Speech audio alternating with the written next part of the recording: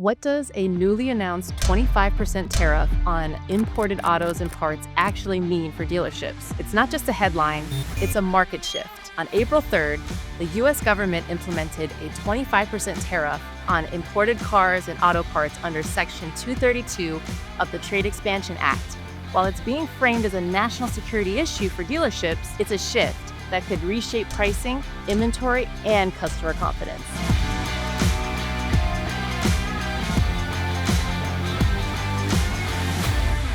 All right, Danielle, just when we thought the tariff talk was cooling off, today is April 3rd, 2025, and man, has the automotive industry changed again. We've got some hot news every single moment, it seems, around how OEMs and dealerships are responding to the tariffs.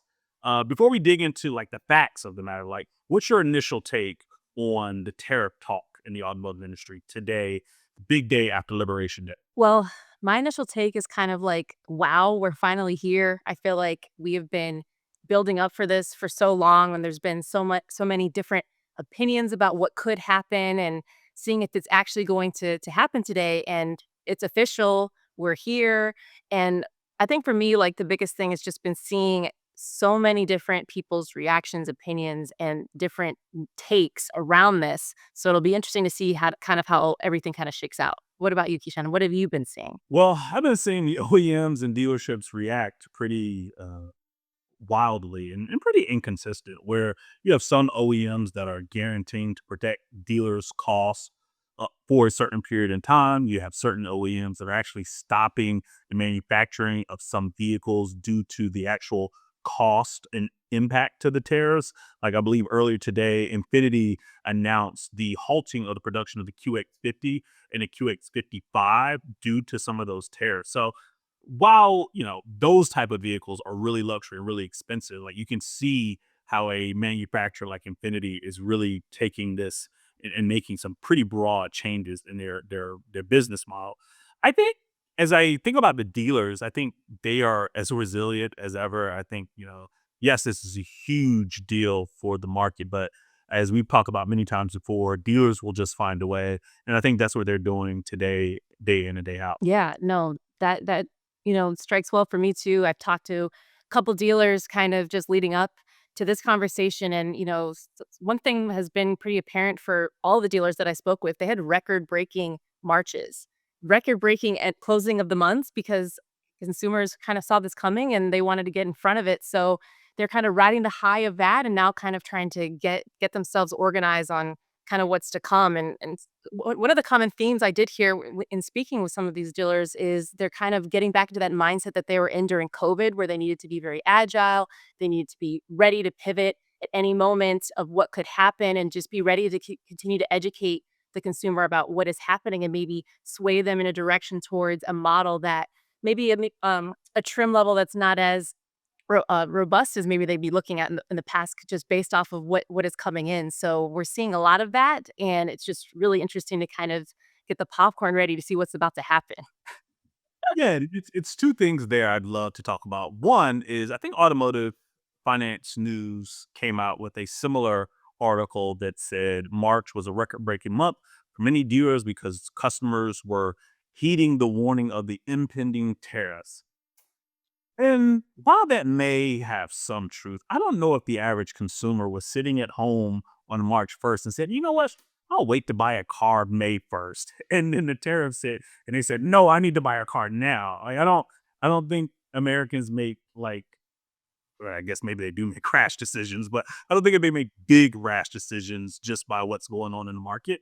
I think some of it is just a mixture of the tariffs, the news, and then this tax season, right? Like any normal March is typically pretty big because of the tax season. One of the other things that I think I found really interesting was the auction house activity.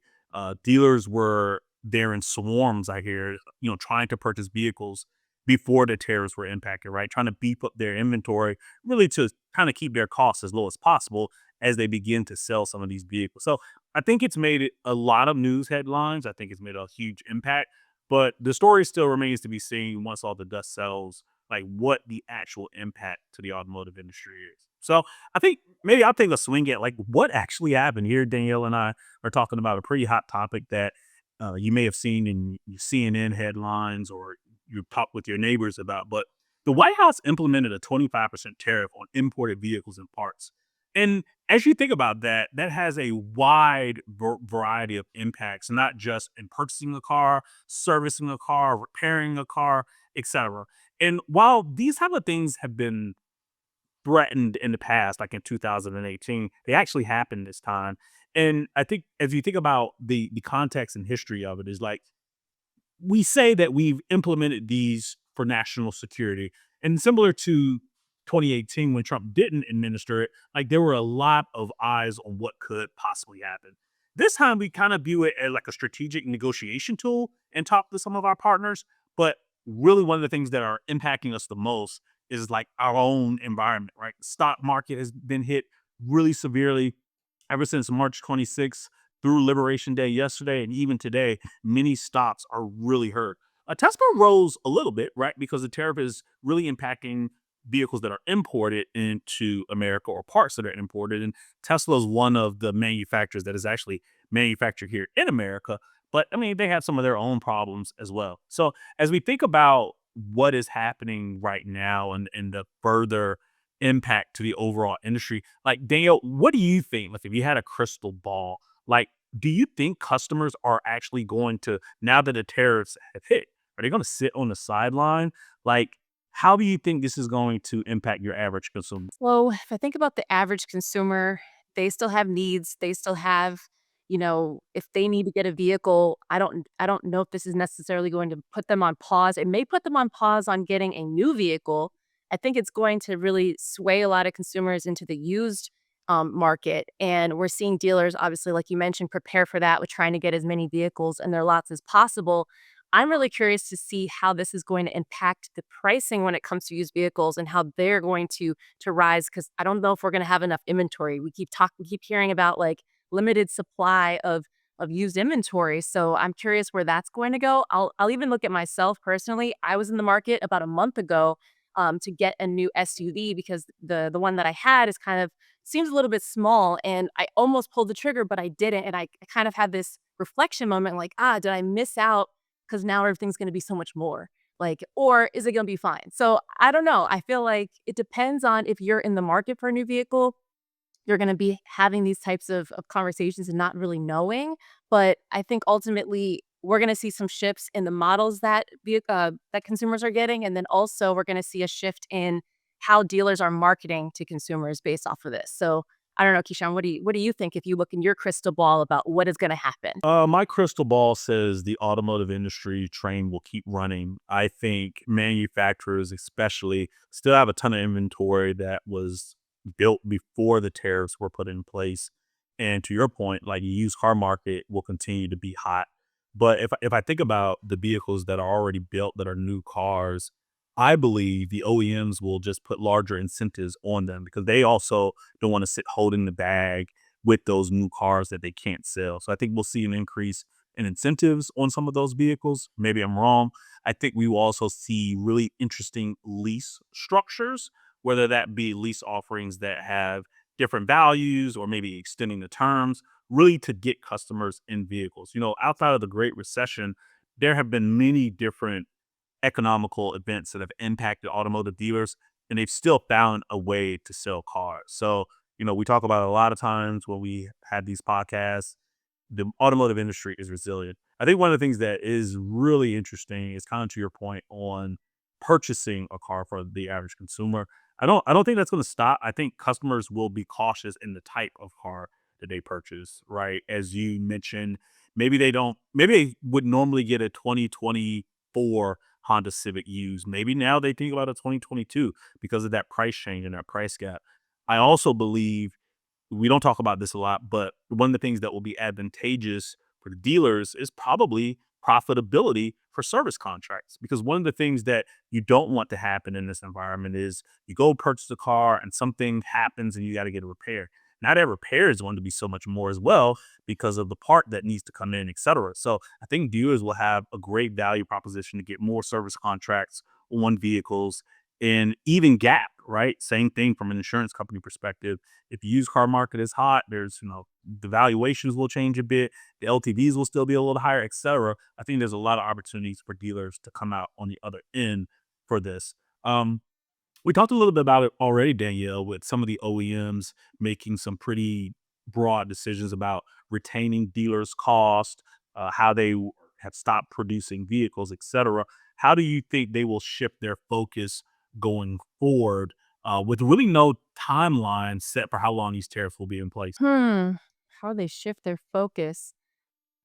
I feel like it's really gonna depend on the OEM. Um, you mentioned that, like, Infiniti, I didn't even hear about that, what they're doing. I had heard about BMW, maybe they're gonna be taking on some of the costs for the first 90 days, but I think you mentioned this before, like, each OEM is gonna have to be very, strategic in the way that they go about handling this, because I think ultimately that will leave a lasting impression on consumers on how they handle this whole situation. If they kind of leave dealers to just fend for themselves, they don't offer a lot of support or incentives for consumers, I think that people will remember that, and ultimately, maybe it could be looked at kind of comparatively to the pandemic where a lot of dealers were marking things up really, really high, and then once we came out of that, then consumers were like, I'm not gonna go back to that dealer because that experience." So, like, I think the OEMs can kind of look at that in a different way.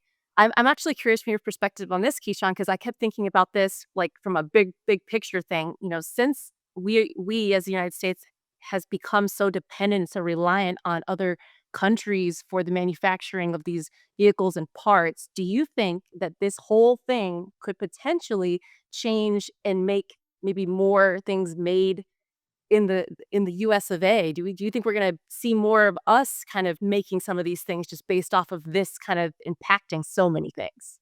Well, it's tough not to get political when you're talking about a political policy that's impacting the industry, but I think it all depends. If you think about the administration that enacted this, right? They've got what, 3 years and 10 months left. So, I mean, you can't build a factory that quickly. And even if you build a factory that quickly, or you purchase a factory that is like, I don't know, I think BMW did it in Alabama or somewhere like that. But even if you purchase a factory, you still got to get it installed. So let's say best case scenario, you build a factory and it's ready to go 2 years from now. Like that's 2 years of pain for the American consumer, and then you almost say, well, do I open the factory? Because maybe the next administration will get rid of these tariffs, or maybe our current administration finds a way to go for the third term, as he says there's a way to do. So it really depends. I think if I were in the seat of some of these amazing OEMs, I would continue to support the dealers like many of the OEMs are, and maybe take a wait and see approach before making any dramatic or drastic decisions, because the precipice of these tariffs were to improve negotiations on trade with some of these countries. And despite how it impacts the American consumer, I think it will also impact those countries as well. So it'll be interesting to see how things evolve over the next 90 days before you really start putting plans in place, right? It costs a lot of money to build a factory. And with OEMs previous years being really focused on electric vehicles, finding the way to innovate in the industry, I don't know if they have the resources to just start popping up warehouses left and right, when again, you really don't know where the end game is for these tariffs. But I don't know if you agree with that or not, but that's my thought originally. Yeah, that makes sense. I was kinda getting excited like, "Ooh, this could be an opportunity for, like, more jobs and bring things here," and, maybe us start, developing some of that stuff. Because as I've been kind of looking into different articles and things, I'm just so surprised with so many of the even the domestic brands here, so many of the parts are made elsewhere, and I'm like, "Wow," like, that really makes it difficult if we're trying to not have any of these, tariffs kinda come through. So it'll be like you said, we'll have to kinda see what's coming. I feel like every single day there's something new breaking with everything that's going on, and honestly, like, in a week from now, things could look completely different. So we have Yeah. to stay tuned with what's going on with this. For sure. So I think our key takeaways is like, hey, at the end of the day, the tariffs of 25% may not hit your favorite manufacturer fully, but cost will increase for sure. Whether that's for parts, whether that's for your purchase of your new car, or maybe that's purchase of your used car. The market is just in high demand for used vehicles. The prices are real. I think domestically assembled vehicles may gain some edge, but there's also other economical factors, right? Again, Tesla makes 100% of their cars sold in America here in America. They got some other challenges, Mhm. but there are other concepts like Hyundai, et cetera, that are thinking about assembling more vehicles here. Perhaps that creates an edge. That remains to be seen. And, for our dealer friends out there, continue to stay informed, up to speed on what's going on, how you can best educate not just your customers, but the people in your dealership as well, right? They're trying to move metal, they're trying to understand the challenges that are in front of them. Just continue to stay informed.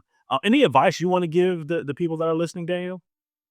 I'd say just, before you make a large buying decision, just do your research. Make sure that you're looking into things and make sure that, if the model that you're looking for it does have, an increase, maybe look at a different trim level or, this could be a good opportunity to try something new or do something a little bit different. So that would be my advice to the consumer. My advice to the dealers is stay agile, stay resilient. You guys will get through this and we'll be on the other side of this soon. Looking back at, wow, remember when we had those tariffs, kind of like we had that COVID thing. So yeah, we'll see what happens and stay tuned because we'll be keeping all of you guys up to date as this kind of changes and flows because it continues to change every single day.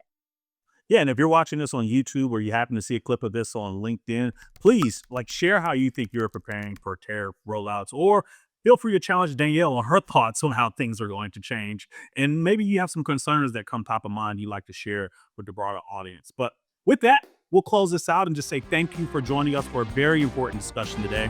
Tune in next time to Leadership in the Dealership, where we keep you up to date on what's changing in the auto industry and give you tools to make your dealership more successful.